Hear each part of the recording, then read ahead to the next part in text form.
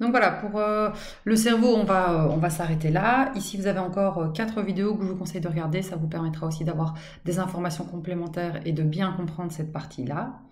Alors on me demande si les vidéos que je vous donne, ça suffit. Les vidéos, c'est comme un cours, hein. Donc ce que je vous donne ici en vidéo, c'est vraiment comme un cours. Donc en classe, vous êtes bien d'accord que venir au cours ne suffit pas. Hein, et que donc, si je vous dis vous devez connaître cette partie-là, ben vous devez la connaître. Je ne vais pas lire, et je vous l'ai déjà dit plusieurs fois dans la vidéo, je ne vais pas lire les feuilles avec vous. Après, c'est à vous d'étudier ce qu'il y a dans votre syllabus ou et qui est résumé quelque part dans le PowerPoint. Donc j'accentue certaines choses dans le PowerPoint et je vous ai déjà dit que du coup, c'est les choses que moi je trouve les plus importantes et donc je vais me baser là-dessus. Par contre, vous devez l'expliquer avec un texte complet, pas juste avec une phrase comme dans mon PowerPoint.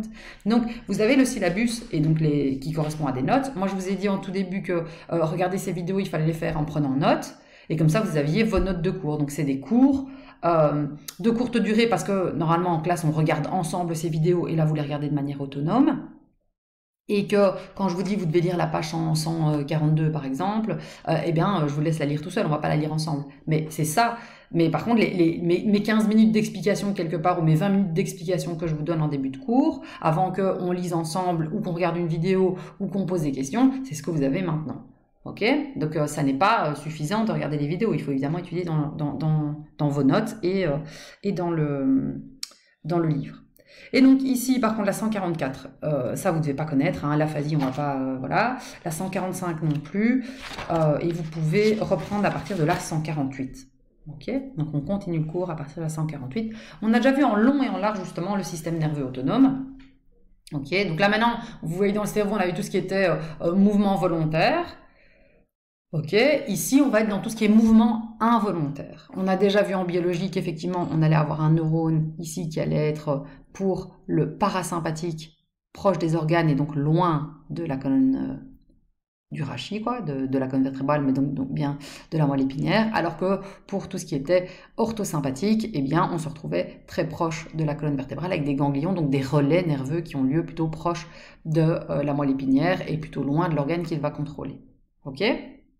Et donc on va, ce qu'on dit, neurone préganglionnaire sympathique pénètre dans le ganglion de la chaîne sympathique qui longe de part et d'autre la colonne vertébrale, alors qu'ici le neurone préganglionnaire parasympathique se dirige directement vers l'organe qu'il contrôle.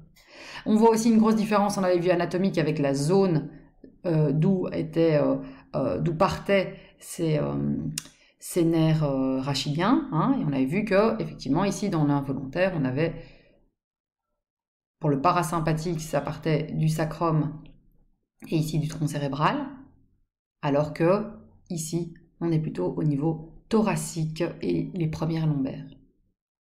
Ok? Donc, voilà. J'espère que ça c'est clair.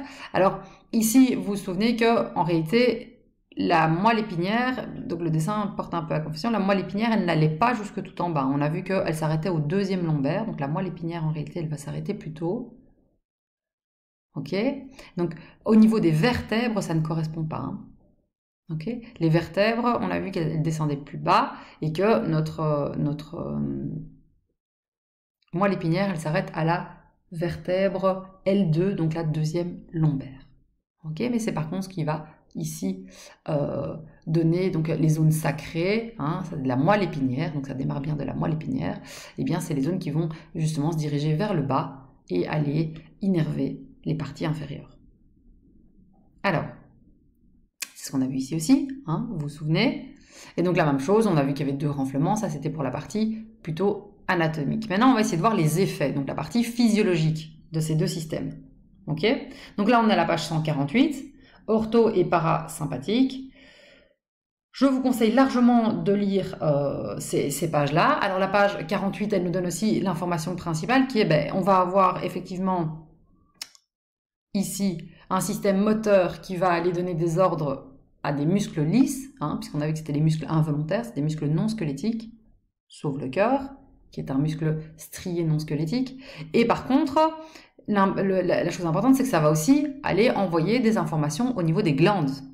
Okay, et donc ici, par exemple, la glande surrénale, qui a un rôle important dans le système endocrinien.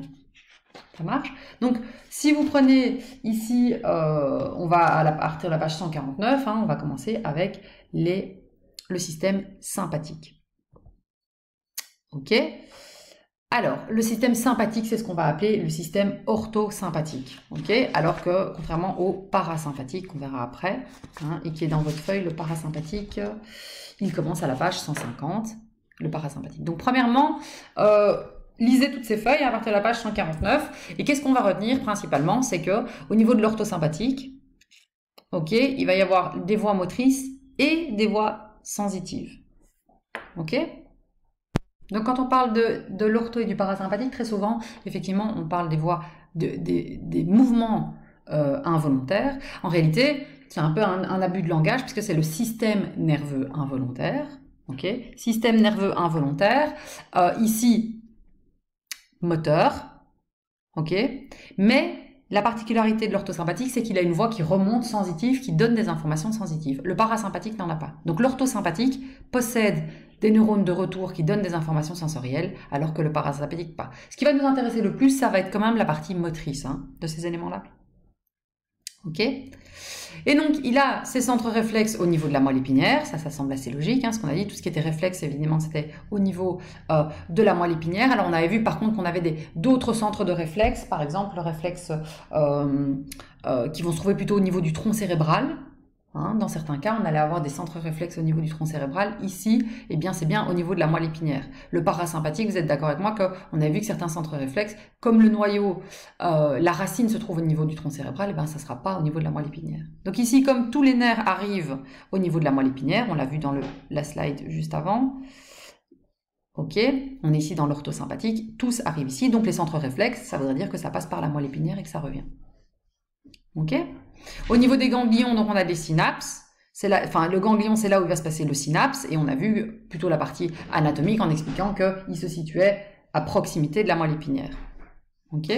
Au niveau des fibres motrices, on a vu anatomiquement que la fibre pré-ganglionnaire était assez courte, qu'on avait un ganglion, et puis ensuite on avait une fibre post-ganglionnaire qui était plus longue, mais qui possédait dans certains cas des plexus. Des plexus, on a vu ça en biologie, c'est le fait que, regardez ici, on va avoir plusieurs nerfs qui vont se réunir en un nerf principal, et puis après, ici, à nouveau, une ramification. Donc, c'est la fusion ou la séparation de différents nerfs.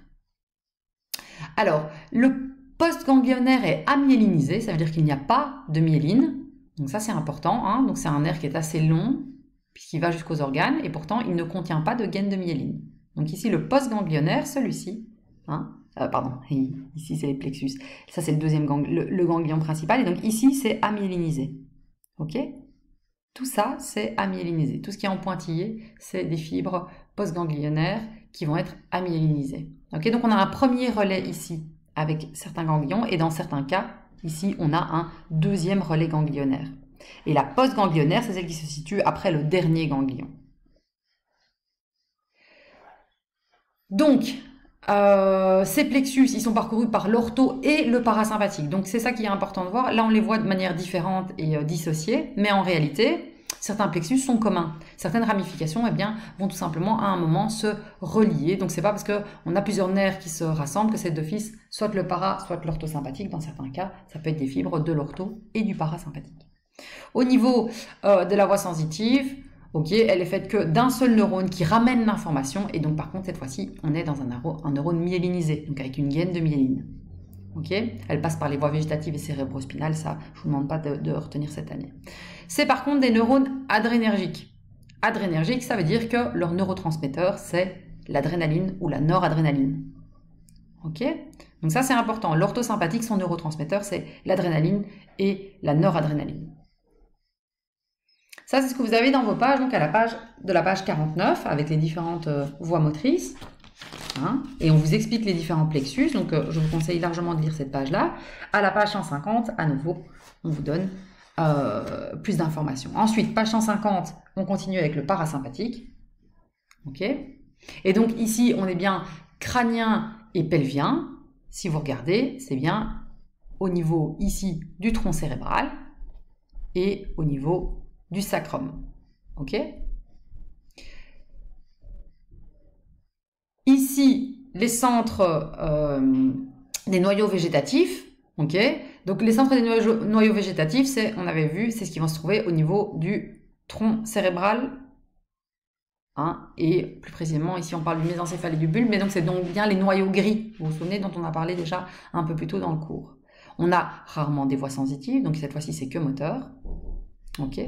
Et on va avoir ici une fibre préganglionnaire qui est assez longue, et puis un ganglion, et puis ensuite la fibre postganglionnaire et aussi l'apparition de certains plexus. La préganglionnaire elle est longue et la postganglionnaire est courte. Donc ça c'est plutôt au niveau anatomique. Ce qui est important ici, c'est de comprendre qu'elles sont cholinergiques. Et donc ça veut dire que cette fois-ci, ce sont des fibres nerveuses qui vont transmettre le message par un neurotransmetteur qui sera de l'acétylcholine. Donc précédemment, ici, l'orthosympathique, c'est l'adrénaline et la noradrénaline, alors que le parasympathique, donc l'orthosympathique, adrénaline, noradrénaline, parasympathique, c'est l'acétylcholine. Ok. Alors maintenant, elles vont avoir des effets différents, et donc cette fois-ci, ça n'est plus effectivement en biologie, mais bien en physiologie qu'on est, c'est de comprendre effectivement le rôle de chacun des éléments. Ok, donc on va avoir ici, on vous montre les fibres parasympathiques qui viennent d'ici ou d'ici. Et puis on va avoir l'orthosympathique qui vient d'ici. Ça va? Donc ici, ça va envoyer des signaux par de la noradrénaline et de l'adrénaline. Et ici, c'est des signaux par de l'acétylcholine. Ensuite, on vous donne ici justement l'effet sur les différents organes. On voit que les organes sont innervés par l'ortho et le parasympathique, ou parfois par un seul des deux.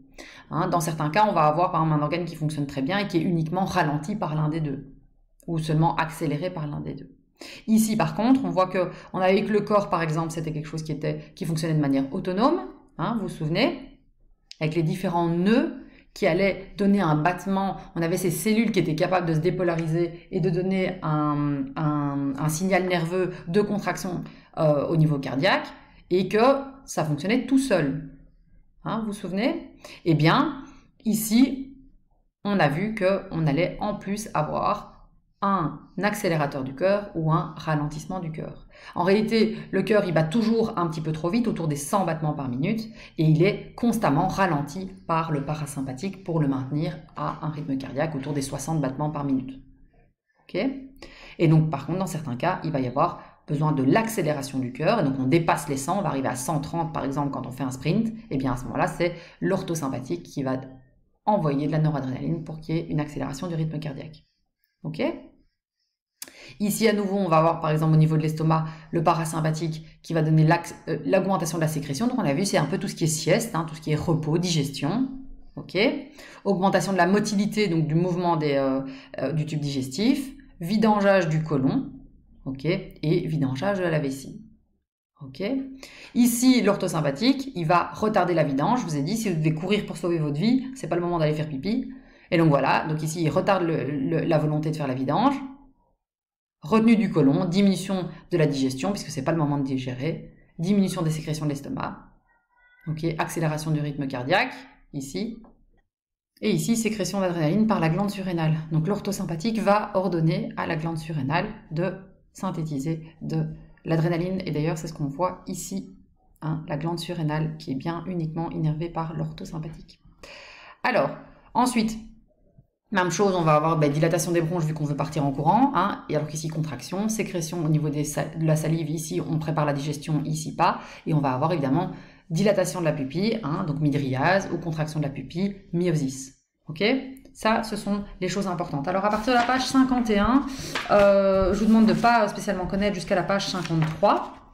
Ok, 53A, vous avez un tableau récapitulatif qui vous explique aussi qu'ici, c'est bien de la noradrénaline ou de l'adrénaline, adrénergique, et ici, de l'acétylcholine qui est le neurotransmetteur. Au niveau des différents réflexes, ok, à partir de la page 154, ce qui m'intéresse, vous oubliez le réflexe cardiaque et vasculaire. Ok, mais par contre, je veux qu'à la page 153, vous connaissiez le réflexe pupillaire et le réflexe respiratoire. Au niveau de la respiration, on a vu que c'était des noyaux végétatifs qui régulaient le rythme respiratoire. Et bien en réalité, par-dessus ces noyaux-là, qui donc fonctionnent de manière constante, on va avoir l'impact une autre partie du système nerveux, donc de l'ortho ou du parasympathique, qui vont aller accélérer ou ralentir, et donc avoir un effet sur ces noyaux. Donc c'est ça qu'il faut comprendre, c'est qu'on va avoir des noyaux qui fonctionnent de manière normale, qui envoient une information avec un rythme respiratoire normal, et puis ensuite on va avoir une information qui additionnelle, si vous voulez, qui va ralentir ce rythme respiratoire ou